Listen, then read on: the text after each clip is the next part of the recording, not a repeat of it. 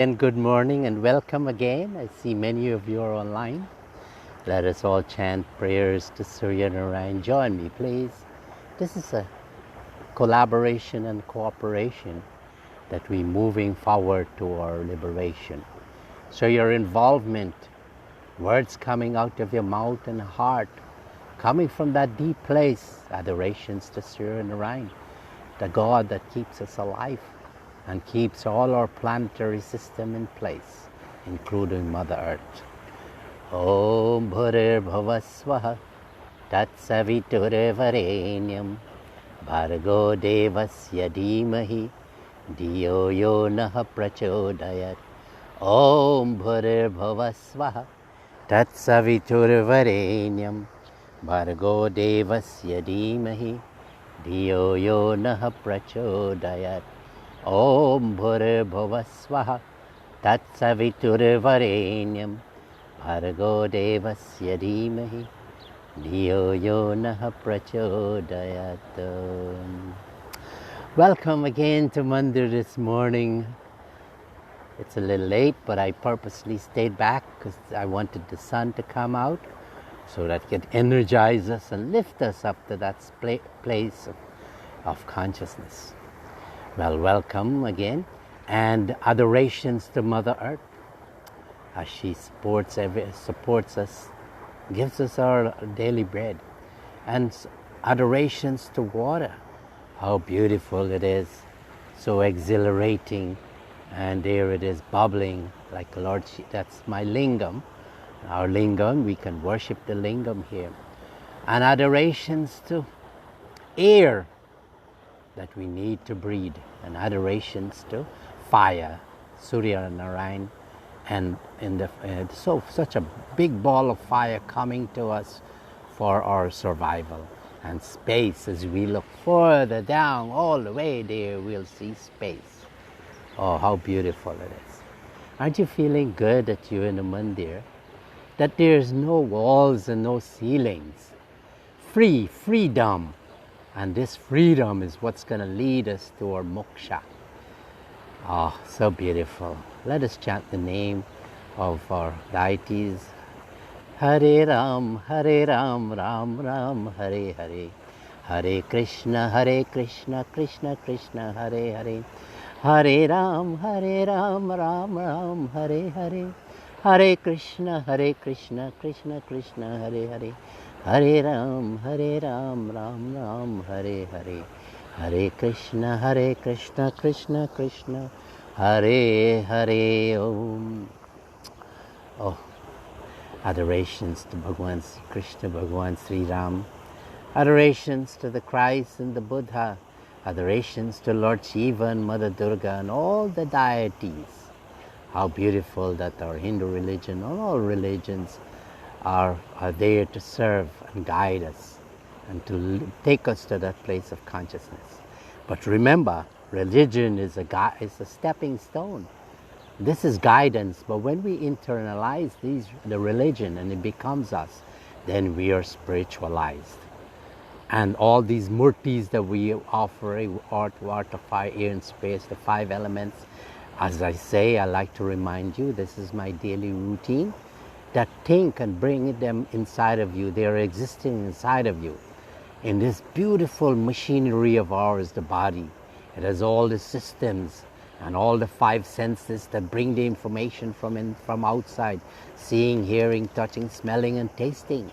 And we react to the environment through our organs of actions, organs of hands, mouth, feet, organs of reproduction and organs of elimination. This is how we communicate to the environment. And for us at Bharat SEVASHRAM saying Swami Parameshananda ji, oh my God, how beautiful that we have such a powerful guru of the modern age. Like Bhagwan Sri Ram, he's gone back so many thousands of years. And in those times that they were different. The moral ethics and were so powerful and high, but today's society we are drifting away and we're falling and falling.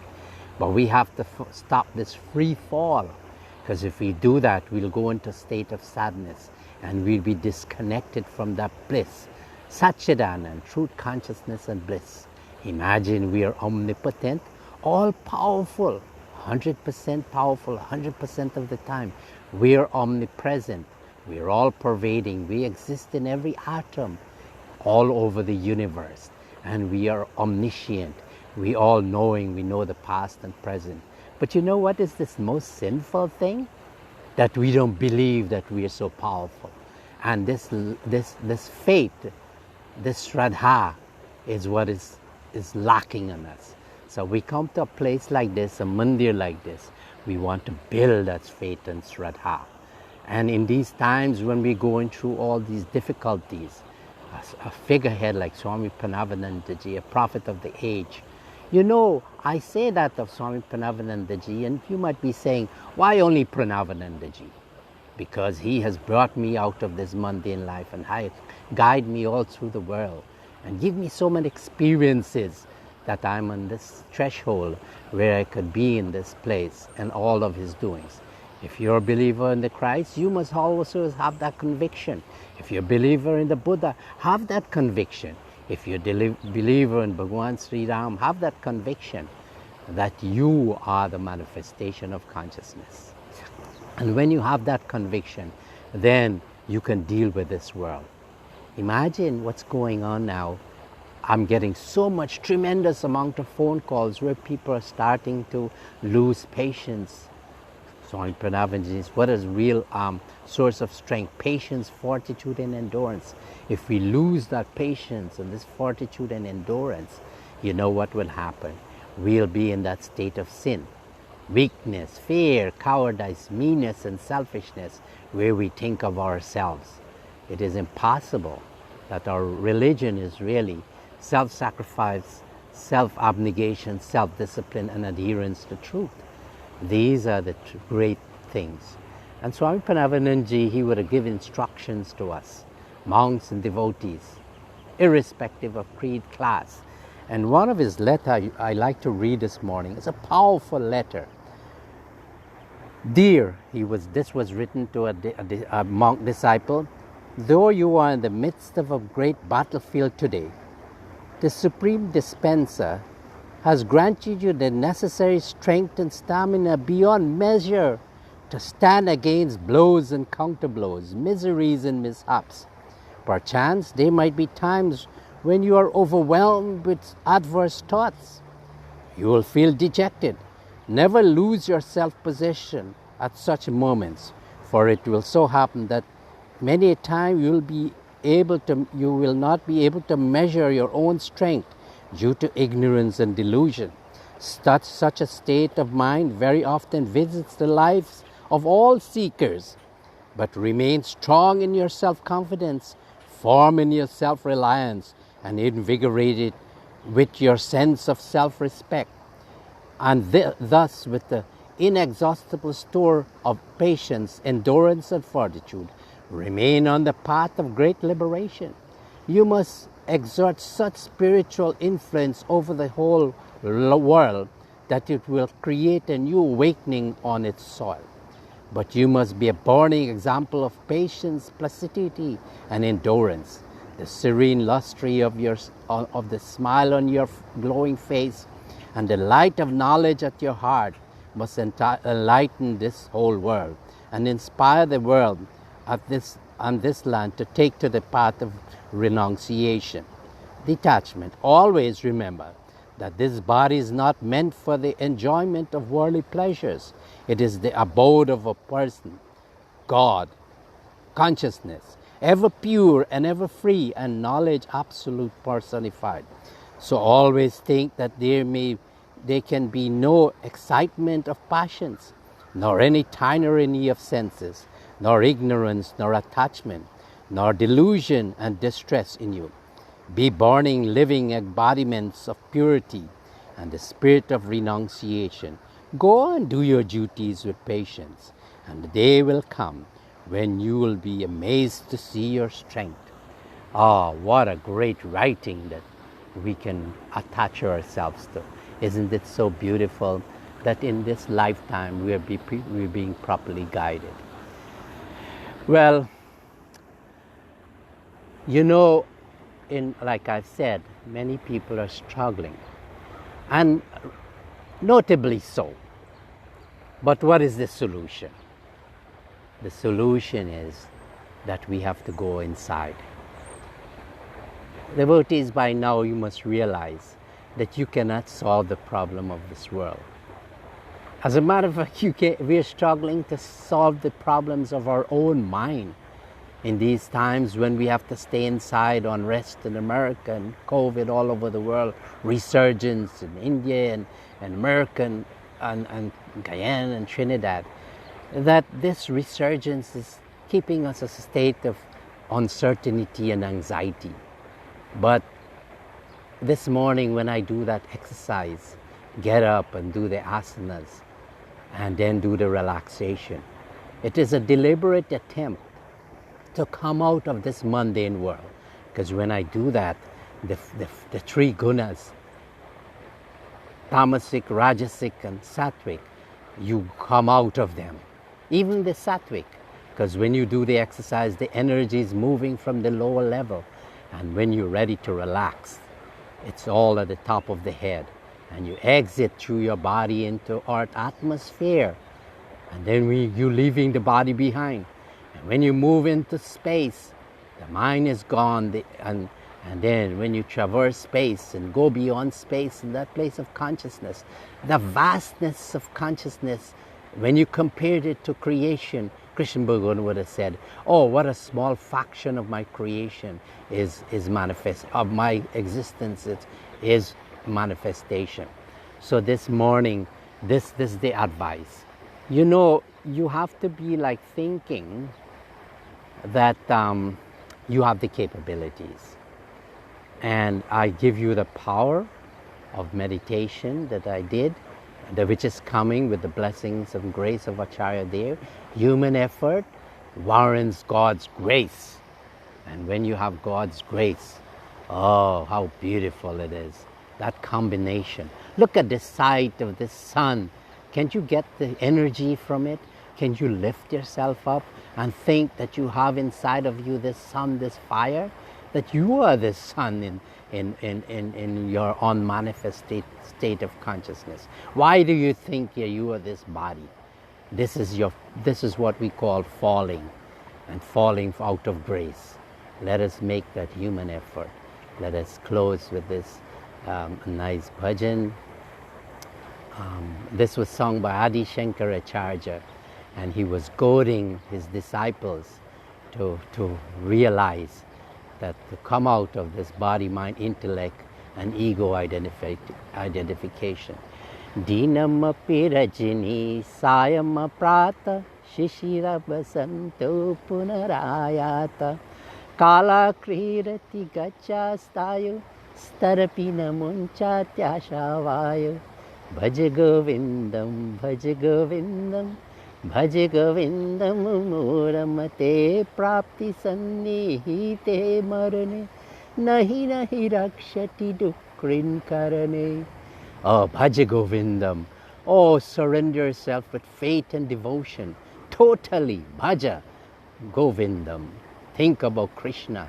Not Krishna the form alone, but Krishna the unmanifested Krishna, from where the universe manifests itself, from where Lord Shiva came from, so where we came from.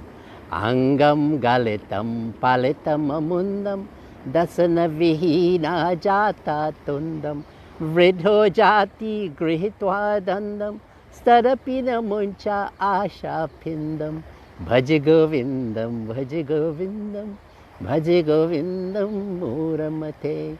Oh, you're getting old, the tooth has gone, you're chewing your food with the gum, but still that desire is there. What kind of desire? To be comfortable in this world. No, you can't have comfort in this world. This comfort is a betrayal of our efforts to be liberated souls.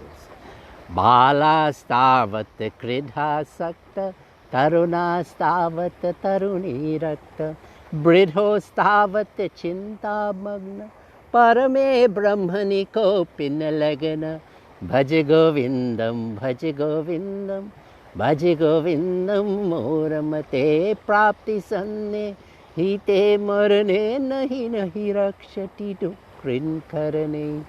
Oh, you grow up as a little baby, and as you grow older, your thinking has changed. You're the mother's lap and totally depending on her. But when you become a young man, you're looking for relationships with the other sex or a young woman, either way. And then when you get old, the desires are still there, that the body is incapable of performing the same actions, but the mind is there looking for that pleasure, the worldly pleasure. No, we must follow our 4 systems of life. Brahmacharya, student life. We study, and no thoughts of enjoyment of the opposite sex should be there. Married life, you get married, husband and wife, to confine their relationship only within the husband and the wife. No, when you go outside to look for additional pleasure, that is your ruin.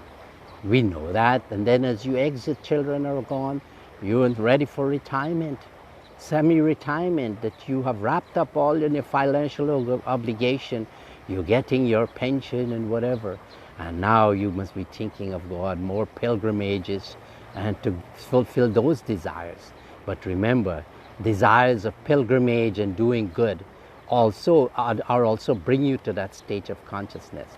A time will come, you should also stop thinking, I want to do good. The only good that you want to do when you go into sannyas is to become one with the Lord, one with consciousness. Go back where you came from. You're already that consciousness, manifested in unmanifested state. 5 elements plus consciousness is already in you. This is the greatest murti, your murti. Why don't you worship it? Why do you have to run and worship a stone, a marble in a temple? Adore this murti. Dress this murti of yours. Treat it like you will go into, like you will treat a murti in the temple. Watch what you feed this murti.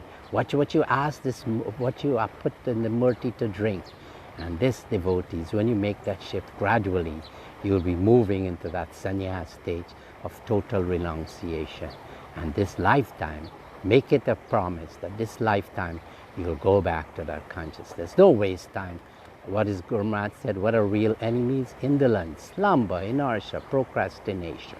Procrastination. Don't leave what has to be done now for a later time. Do it now. And lustful senses and passions. Yes, we have to do that and have that in the grihasti life. But afterwards, you have to exit out of that gradually. So today, take this message. Make a transition. Don't try to change someone else. Try to change yourself. And you will see the people around you will be beneficial. Don't try to be a teacher of others. Teach yourself. This morning, every morning when I come here, the first person that listens to what I'm saying is myself. I do this for myself. And you are the beneficiaries. With the grace of Acharya there. Hari Om, Shanti, Shanti, Hari Om. Let us have a little meditation. Sit quietly and imbibe. Look at the sun and do some meditation. This is your moment to package what you've heard today and put it into practice. Sit quietly, please, and do some meditation. Chant your mantra. If you don't have one, Om Sri Guru Shivaya Namaha. Om Sri Guru Shivaya Namaha. Om Sri Guru Shivaya Namaha. Om Sri Guru Shivaya Namaha. Om Sri Guru Shivaya Namaha. Om Sri Guru Shivaya Namaha. Bolo Sisi Guru Maharaj Ki Jai. Aren't you feeling good? Have a beautiful day. Hari Om, Shanti, Shanti.